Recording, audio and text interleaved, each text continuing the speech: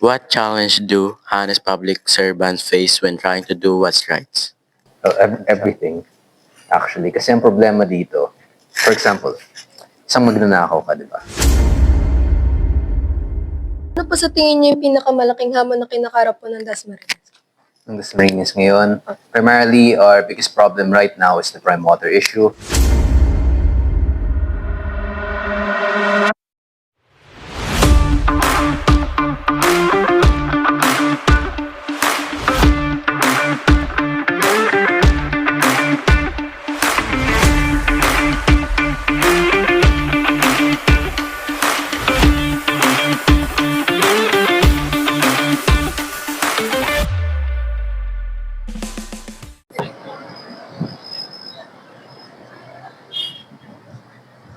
We are here today to interview a man who is very kind, very humble, and very accommodating to his people. We are here in the City Hall, the socio-economic building, to interview the one and only representative of the 4th District of Cavite, Congressman Francisco Kiko Barzaga. But first, meet our group members.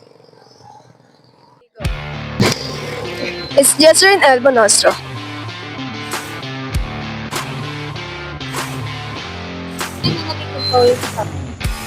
It's Giselle Rabanera Esmeralda.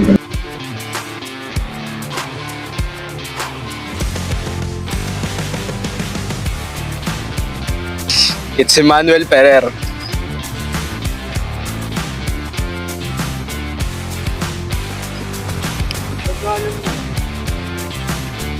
It's Dexter, Jan, and Bernabe.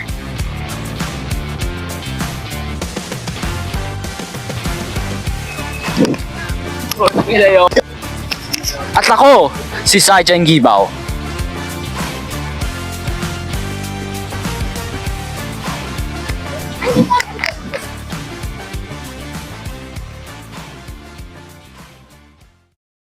It is a good day everyone sa mga nanonood po dito sa aming YouTube channel. And today, kasama po natin ang the one and only, it is one of the most prominent congressman in the history of the Philippines. The one and only, the representative of 4th District of Cavite, Congressman Kiko Barzaga. Harap mo dun. Bihira lang kung makakita ng gantong congressman na very humble, very kind, kahit behind the camera, mabait po si Congressman Kiko Barzaga. And very accommodating. So, Congressman Kiko Barzaga, we are here as students to learn about your perspectives in sa kabataan po at sa mga nangyayari po sa gobyerno ngayon. So, first of all po, Congressman, I hope that our questions that we made don't find you very disturbingly and offensive po. Okay? So, we have 14 questions prepared for you. Yes. And half of that, 1 to 7, is all about Dasmariñas City. Yes. And 8 to 14 is all about the youth's view on corruption. Kung ano po yung nakikita ng kabataan tungkol po sa corruption.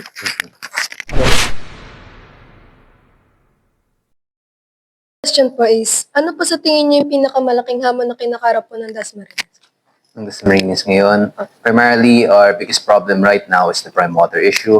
It's a direct need that we have to solve immediately.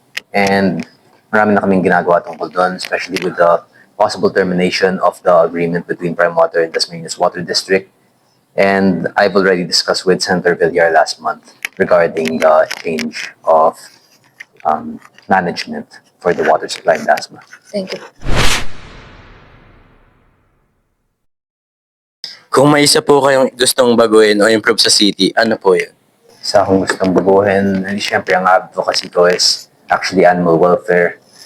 But we already have plenty of plans regarding that. Kung may babaguhin ako dito, it will be the better education systems in KLD kasi halos kalahati pa lang yung tapos naming mga buildings sa KLD. Almost 3, we plan to have 6 buildings. I'd like to allocate more funds to that. And also more sports programs sa KLD. I want every youth in Dasmariñas City to have the opportunity to pursue tertiary education.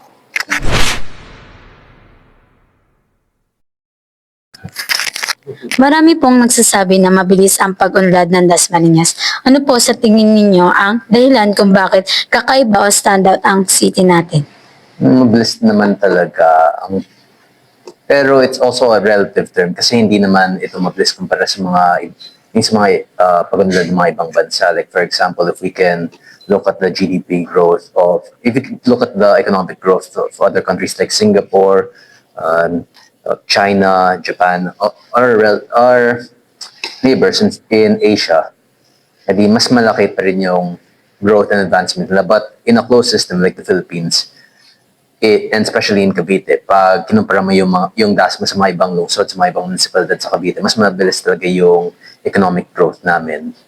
So it is a relative term. We're growing quickly, but we want to grow even faster. We want to improve the economy even faster. And syempre ang pinakamaganda dito sa DASMA is unlike yung sa mga ibang mga lungsod municipalidad na nag-aaway-aaway yung mga leaders doon, DASMA has a one-party system where usually we have the majority in both our legislative and in our executive. So katulad ng lahat ng mga barangay captains, mga kapartido namin, lahat ng mga konsel kapartido namin, yung mayor, we're all unified and hindi kami nag-aaway-aaway, and that creates a singular goal for us. So yun yung pinaka-advantage ng DASMA. As for me, and since lone district din tayo, walang mga multiple municipalities na within the scope of one congressman, so I can prioritize everything within our city.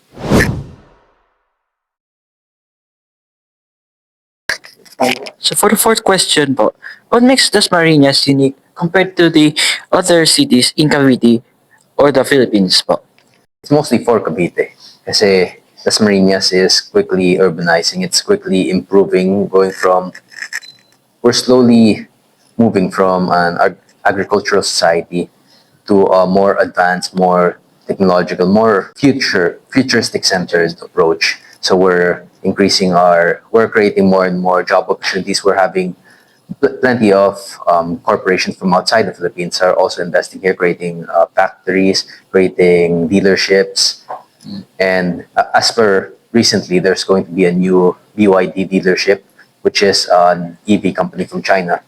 And lastly, we're also opening new universities here. We plan on opening UP Dasma, Kabsu Dasma is improving. Our KLD we finished 3 buildings out of 6.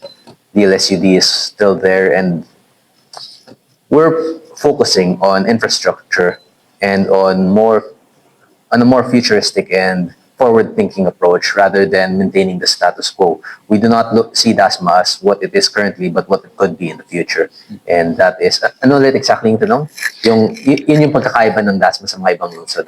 Yung parang pong mga unique na difference That's po. what makes DASMA unique.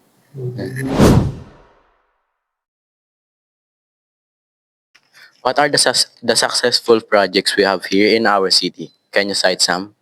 The successful projects are mostly the infrastructure projects that I previously stated.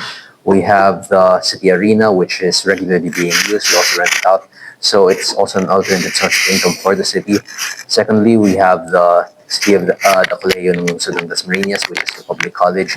We currently have thousands of, almost, well, not really close to 10,000, approximately mga 6,000 plus students na doon, diba? 7,000.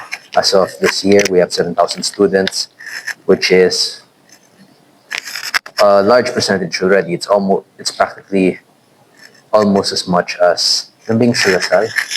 Well, it's comparative to already the large universities and colleges here in Dasma. And as a public college, it's already a big step in the right direction. And last year, public hospital, we are gradually improving. We plan on allocating more budget towards the hospital so that we can have more facilities, specifically the ones where the patients may stay in a waiting area for the patients, because that's one of the most imminent problems we have right now.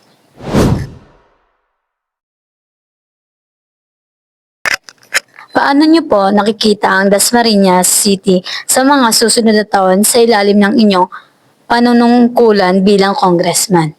As a congressman, I have one role, that's to secure the priority bills, projects, and national government funding in our city. Now, that will depend on whether or not I could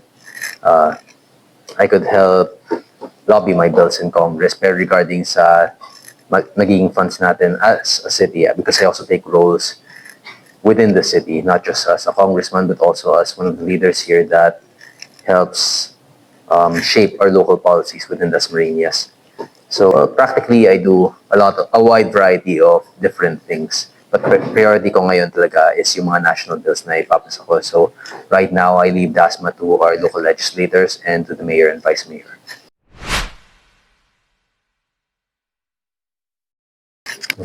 In the past weeks, nag-post ka po sa iyong Facebook page na this October po, mababalik na sa Dasmariñas Water District ang water supply ng mga area dito po sa Dasmariñas City. Ito na po ba ang katapusan ng water crisis sa ating lungsod? Hopefully. Hopefully. Well, hindi naman natin nasabi yun because that's right now up to prime water, and since hindi na nagagawa yun, eventually in the future, it will be up to the water district. But regarding on whether or not they'll be able to fix the water problem, is lang masabi ko dyan, kung maayos nila goods, kung hindi, di pati sila mapapalitan.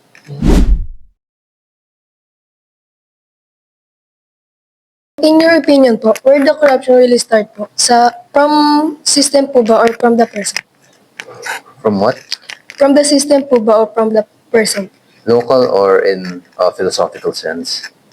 In philosophical sense. The philosophical sense is that corruption exists in government because of humans' natural greed. Hindi naman natin pwedeng alisin yung tao sa gobyerno. And at the same time, if we elect the people who are elected as leaders are still just human in the end after all.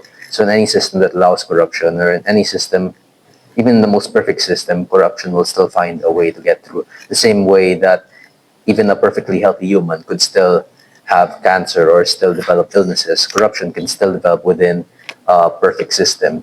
Though the problem is the more imperfect the system is, the more likely it is to be corrupt.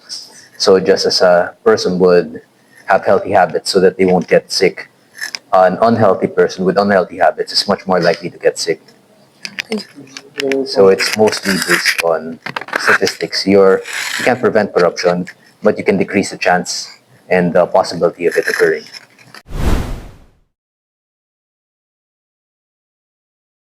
So Congressman, do you think the Philippines should adopt the parliamentary system, just like Singapore? The parliamentary system, that's a very big question, because the problem isn't within our system. The problem is within the people within that system. If we create a new system and we still have the exact same people, then there's no shift in power. There's no shift in how the government would work, because it's still the same people working in the government that exists there. Successful government can exist within both between both parliamentary and presidential systems.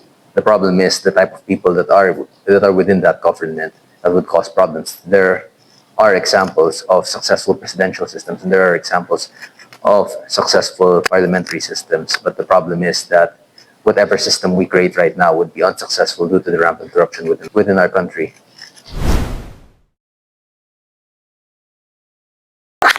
So for the 10th question po, how can ordinary citizens, for example, the youth, can help prevent corruption at the local level?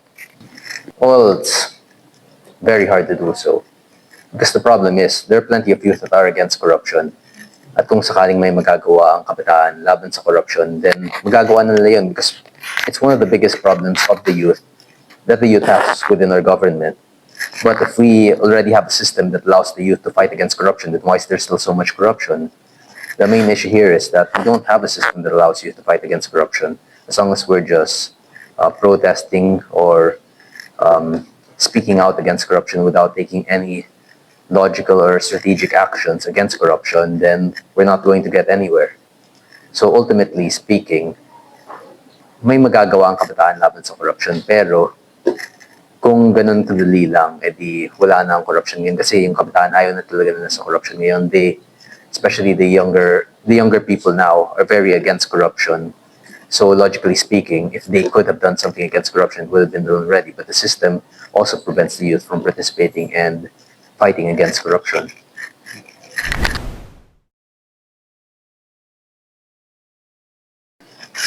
What challenge do honest public servants face when trying to do what's right? Everything, actually. Kasi ang problema dito, for example, isang magnanakaw ka, di ba? And magnanakaw ng congressman ka, yung mga kapwa congressman mo, bibigyan mo din ng mga tig 5 million, 10 million, 100 million each para sa isang proyekto nyo. Pag ikaw ay isang matapat na congressman, hindi mo tinanggap yung 100 million, hindi naman public yun sa taong bayan. Ang nangyayari doon ay ihati-hati pa rin nila yung 100 million, hindi lang sa'yo. So even if you choose not to steal, the money would have been stolen anyway. The money would have gone to either a contractor or one of the local officials where the project is being held at. Kaya ang pinaka-problema ngayon is that honesty, in a sense of neutrality, being honest in not participating against corruption, does not necessarily fight against corruption kasi lahat ng hindi mo nanakawin iba. If you're not taking part against corruption, you're actively supporting it. And neutrality in a system like this does not necessarily stop or prevent corruption. So yun yung malaking problema nila. It's that they can't just not do anything and still be an honest politician, because by doing so, they are not increasing the amount stolen from our national funds.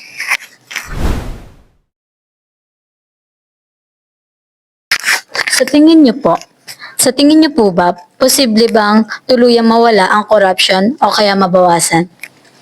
Mabawasan posible, pero mawala. As I've said before, that's impossible because corruption is rooted and it emerged from within human nature. Mabawasan, well, that depends if we can successfully beat corruption. And there are cases where we have successfully beaten parts of corruption. Pero ang pinaka-problema dito is that every time we decrease corruption, it just always increases. And if anything, mas lumalala pa nga yung corruption ngayon. Dati ang naging issue na nakakita niyo sa balita, mga senator na nagnanakaw ng mga 200 million, 300 million, but now it's hundreds of billions, which is 1,000 times more than the previous hundreds of millions stolen. So, yes, we're fighting corruption, but corruption just keeps growing. It's growing at a rate that we cannot fight. It's growing more than it's decreasing.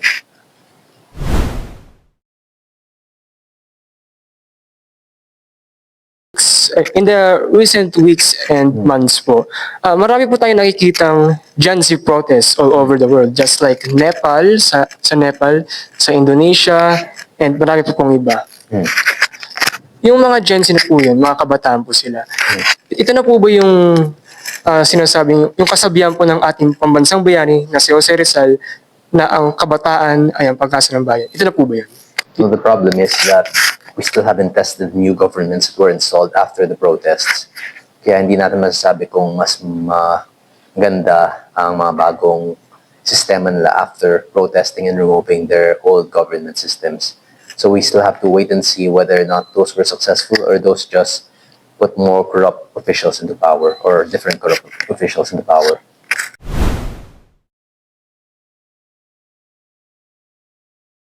Do you think that a revolution is the key to solve corruption in our government? Revolution po. Well, there are multiple keys to solving corruption within the government, but a revolution will be the simplest and easiest way to remove corruption, because a declaration for revolutionary government, abolishment, or maybe a creation for People's Congress rather than the Congress that we have now, it's very possible, because the problem is within our national legislators is that there's so many congressmen involved that if we were to do it by a clean constitutional method, we'd have to remove over 50, over 60 congressmen, and that would already have problems regarding committees, regarding quorums, regarding the very system that exists both in the lower house and the upper house.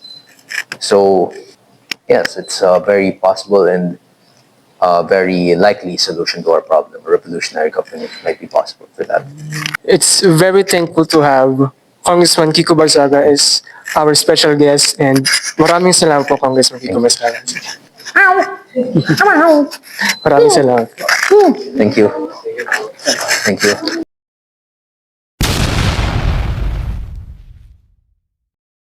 Dasmariñas City continues to grow and move forward as one of the most progressive cities in the province of Cavite. Congressman Kiko Barzaga said that while the city still faces challenges like the prime water issue, his team is working hard to solve it and continue improving areas such as animal welfare and education. He also shared that the unity between the barangay leaders is one of the keys to the city's success, making it more modern, opening new job opportunities, and giving thousands of students access to education. With strong leadership and cooperation, Dasmariñas is truly becoming a city of progress and hope. Congressman Kiko Barzaga shared that corruption continues to exist because of humans' natural greed. He said that even the most perfect system can still be corrupted if the people inside it are not honest. According to him, our country still lacks a strong system that allows the youth to truly fight against corruption. The youth may hate corruption, but change is never easy. Every time corruption decreases, it somehow grows again.